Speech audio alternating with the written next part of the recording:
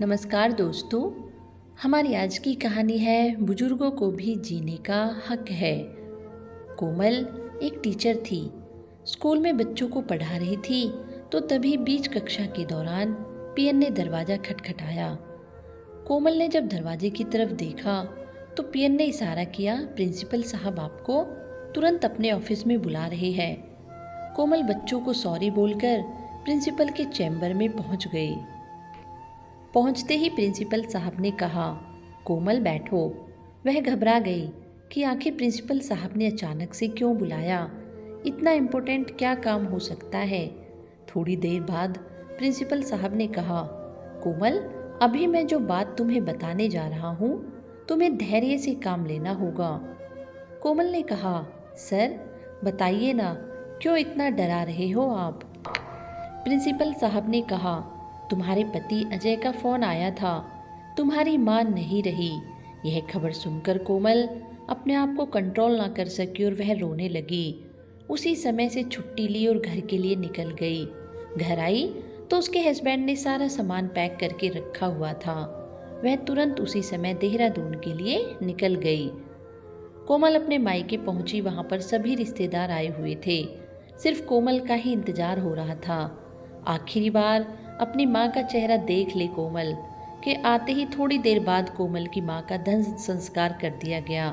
कोमल के सास ससुर नहीं थे, जो उसको अपनी माँ से ज़्यादा ही लगाव था, क्योंकि उसे अपना सुख दुख बताने के लिए उसके माँ के अलावा और कोई न था। वह अपनी हर बात अपनी माँ को बताती थी।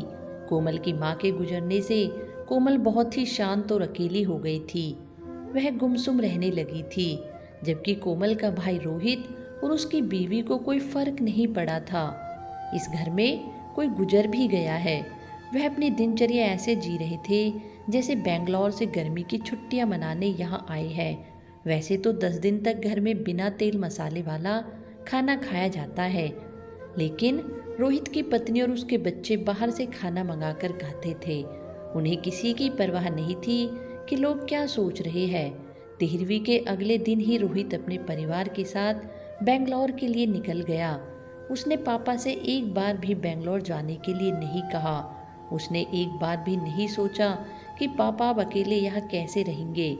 कोमल ने अपने पति अजय से कहा कि मैं भी 1 सप्ताह बाद आऊँगी, क्योंकि पापा बिल्कुल अकेले हो गए हैं। अगर मैं भी चली जाऊँगी तो पापा टूट जाएंगे। कोमल के पति अजय कोमल की बातों को कभी नहीं टालता था। वह मान गया और कोमल को 1 सप्ताह के लिए देहरादून में ही रुकने के लिए कह गया। इस बीच कोमल ने कई बार अपने पापा को कोशिश की कि वह अपने साथ ले जाकर रखे, लेकिन कोमल के पापा इस बात के लिए तैयार नहीं हुए। वह बोलते, बेटी तू पागल है, तुझे पता है हमारे यहाँ तो बेटी के घर का पानी भी नहीं पिया जाता, और तू कह रही है कि तेरे घर चल कर रहूं। ऐसा कभी नहीं होगा। बेटी कोमल जान गई थी कि उसके पापा पुराने ख्यालों के हैं, इतनी जल्दी मानने वालों में से नहीं है, लेकिन कोमल भी जिद्दी कम नहीं थी। कोमल ने अपने पति अजय से कहा कि तुम भी पापा से एक बार कहो, शायद तुम्हारे कहने से मान जाए। अजय ने भी कई बार कहा, पापा हमारे साथ चलकर रहिए, हमें बहुत खुशी होगी। पर पापा यह कहकर अजय की बात टाल देते कि बेटा अभी तो निरोग हूँ, एक बाई रख लूँगा, घर में साफ सफाई कर देगी और खाना बना दिया करेगी। जब मैं पूरी तरह से थक जाऊँगा तब तो तुम और तुम्हारा साला रोहित है ही। कुछ दिन तो तुम्हारे घर रह लूँगा, कुछ दिन अपने बेटे के यहाँ। 1 सप्ताह बाद कोमल अपने ससुराल लौट गई थी, लेकिन उसे रोजाना अपने पिता की चिंता सताई जाती थी। पापा कैसे रहेंगे। पापा ने तो आज तक जिंदगी में चाय तक नहीं बनाया। उन्हें घर के बारे में तो बिल्कुल कुछ भी पता नहीं। यहाँ तक कि घर के एक एक सामान भी माँ खरीदती थी। पापा कैसे रहेंगे अकेले। कोमल ने बहुत प्रयास किया, लेकिन पापा कोमल के घर आने के लिए राजी नहीं हुए। एक दिन कोमल और उसके हस्बैंड अजय डिनर कर रहे थे, तभी अजय ने कहा, कोमल मैं एक बात कहूँ, वैसे तो थोड़ी बात अजीब है, लेकिन मुझे लगता है कि आज के ज़माने में हर आदमी को अपना जीवन जीने का हक है। कहो तो मैं बात कहूँ। कोमल ने कहा, कहो। अजय ने कहा, क्यों ना हम पापा की शादी का विज्ञापन ऑनलाइन शादी की वेबसाइट पर डाल दे। कोई ना कोई उनकी उम्र की महिला मिल ही जाएगी। फिर उस महिला की भी जिंदगी संवर जाएगी और पापा का भी अकेलापन दूर हो जाएगा। यह बात सुनकर कोमल अजय पर गुस्सा हो गई। तुम्हारा दिमाग तो खराब नहीं हो गया है? पापा की इस उम्र में शादी होगी? तुम अगर पापा की सेवा नहीं करते तो ना करो, लेकिन ऐसी वाहियात बातें तो मत किया करो। यही अंतर होता है दामाद और बेटे में। अजय ने कहा, कोमल मैंने तुम्हें शुरू में ही कहा था कि गुस्सा मत होना, मैं तो पापा की भलाई के लिए कह रहा था। तुम तो खामा दिल पर ले गई। वैसे मैं तो कहता हूँ एक बार इस बारे में सोचना जरूर। थोड़ी देर बाद अजय और कोमल सोने के लिए अपने कमरे में चले गए। अजय एक सिविल इंजीनियर था तो उसका शारीरिक वर्क ज़्यादा होता, इसलिए वह थका हुआ था और जल्दी सो गया। लेकिन कोमल को नींद नहीं आ रही थी। अजय की बातों को सोचने लगी, और क्या सच में अजय सही कह रहा है? क्या पापा की शादी करा देना उचित होगा? दुनिया समाज क्या सोचेगी? उसके मन में हजारों सवाल आ रहे थे। कोमल के मन में हजारों ऐसे सवाल गूंज रहे थे। अगले दिन शाम को जब कोमल और अजय डिनर कर रहे थे तो कोमल ने कहा, आप सही कह रहे हैं, पापा की शादी करा देते हैं। अजय ने कहा, कोमल इतना भी आसान नहीं है, पहले पापा से पूछना पड़ेगा। अगर मान लो हमने विज्ञापन दे दिया और पापा तैयार नहीं हुए तो क्या होगा? कोमल ने कहा, फिर तो पापा कभी तैयार नहीं होंगे, वह भी दूसरी शादी के लिए इस जन्म में तो संभव नहीं, तुम भूल ही जाओ। कोमल ने कहा, तुम विज्ञापन डालो, मेरे मन में एक आइडिया है। क्या आइडिया है? मुझे भी तो बताओ। तुम पहले विज्ञापन तो डालो, फिर मैं बताऊंगी क्या है।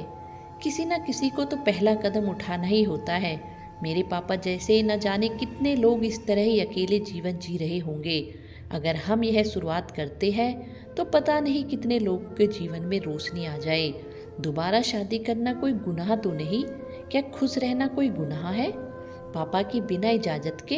हाँ यार, हाँ मैंने कह दिया तो कह दिया, तुम विज्ञापन डालो।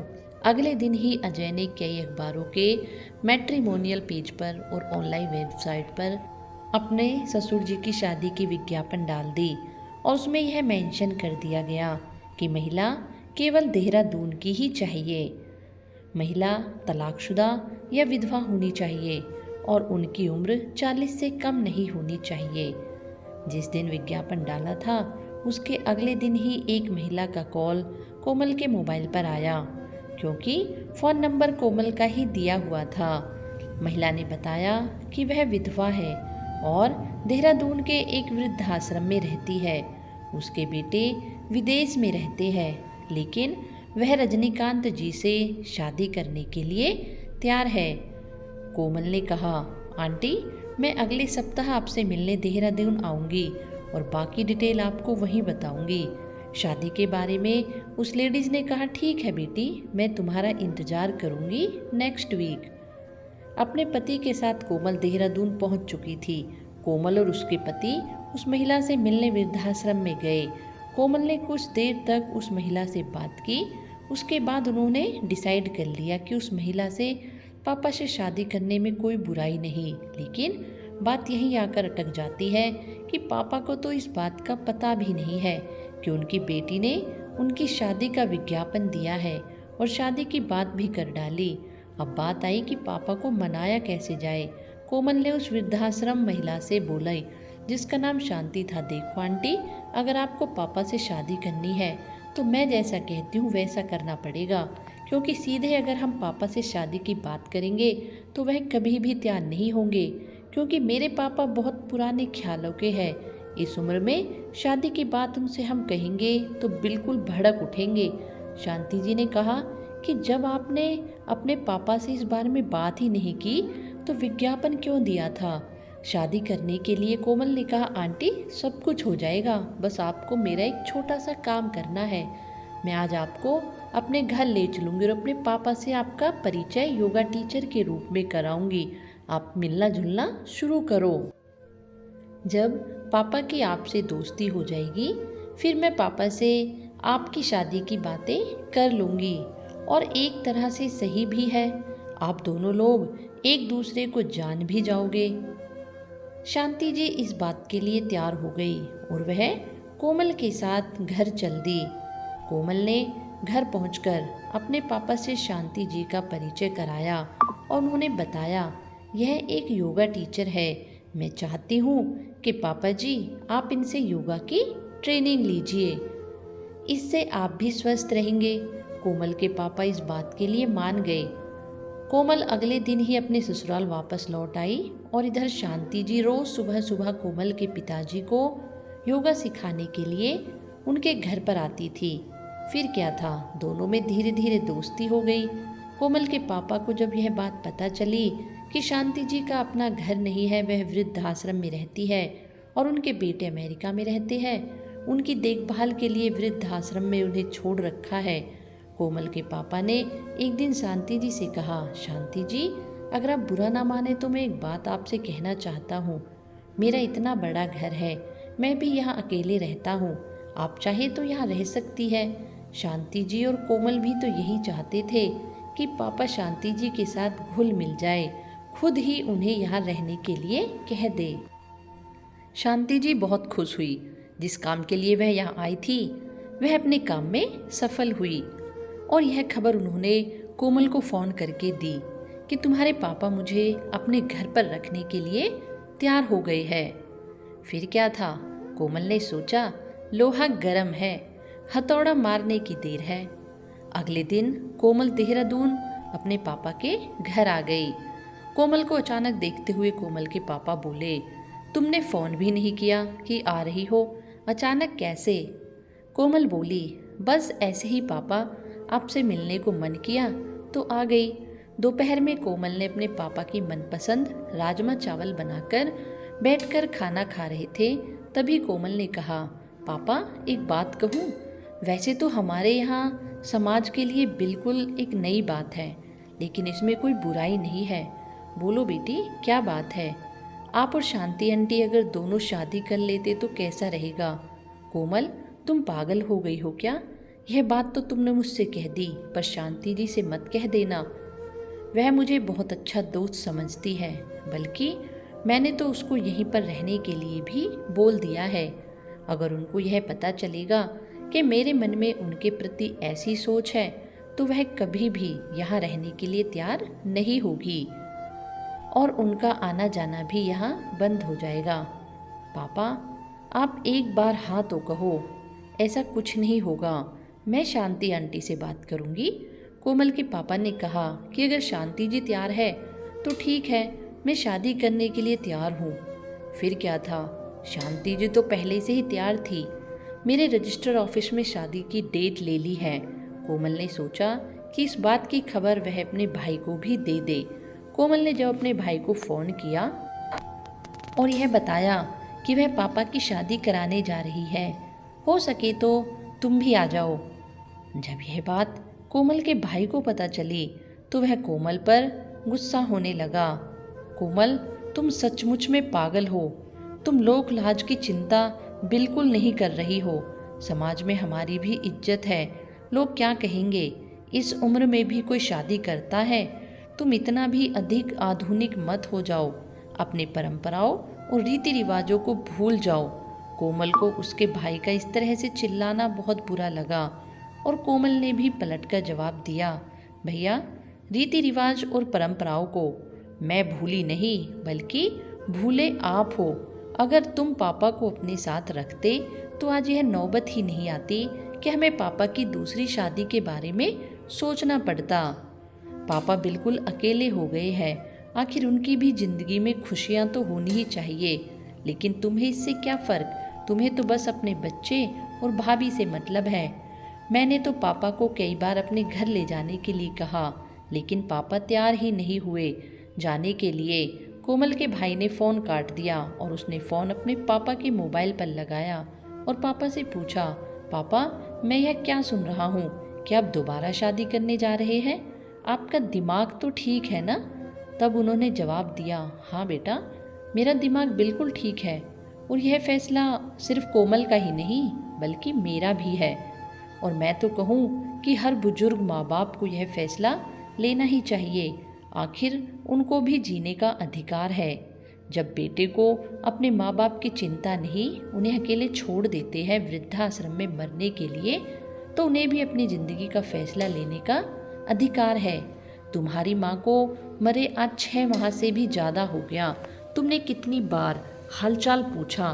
बस हफ्ते में एक बार फ़ोन करते हो, वह भी फॉर्मेलिटी के लिए। तुमने एक बार भी पूछा कि मैंने खाना कैसे खाया, कैसे रहता हूँ, कौन बनाता है? इस बार फ़ोन पापा ने काट दिया। अगले दिन मैंने मैरिज रजिस्टर ऑफिस में जाकर कोमल के पापा और शांति जी एक दूसरे से कानूनी रूप से शादी कर लेते हैं। इस बात की खबर मीडिया में भी फैल गई और अगले दिन फ्रंट पेज पर ही यह न्यूज़ आया और इस कदम की सभी ने सराहना की। सब लोगों ने यही कहा कि आखिर बुजुर्गों को भी जीने का हक है। तो दोस्तों, आपके विचार से इस कहानी में कोमल के पापा ने सही किया या गलत, आप हमें कमेंट बॉक्स में बता सकते हैं, क्योंकि यह बात भी सही है। जीवन साथी की ज़रूरत जीवन के हर मोड़ पर होती है और बुढ़ापे में तो सबसे ज़्यादा, क्योंकि बेटे और बहू कितनी सेवा करते हैं यह तो आप सभी को पता है और इस कहानी के अंदर आपने देखा भी है। मैं सभी के लिए तो नहीं कह सकती, पर हाँ, जो बेटा बहू अपने माता पिता को आदर इज्जत और सेवा नहीं दे सकते तो उन्हें यह कदम तो उठाना ही चाहिए। समाज के ठेकेदारों के डर से अपनी जिंदगी को रो रो कर नहीं गुजारना चाहिए। समाज का क्या है, यह तो अच्छे के लिए भी बोलते हैं और बुरे के लिए भी बोलते हैं। आप सभी का धन्यवाद। कहानी अच्छी लगे तो सब्सक्राइब अवश्य करें।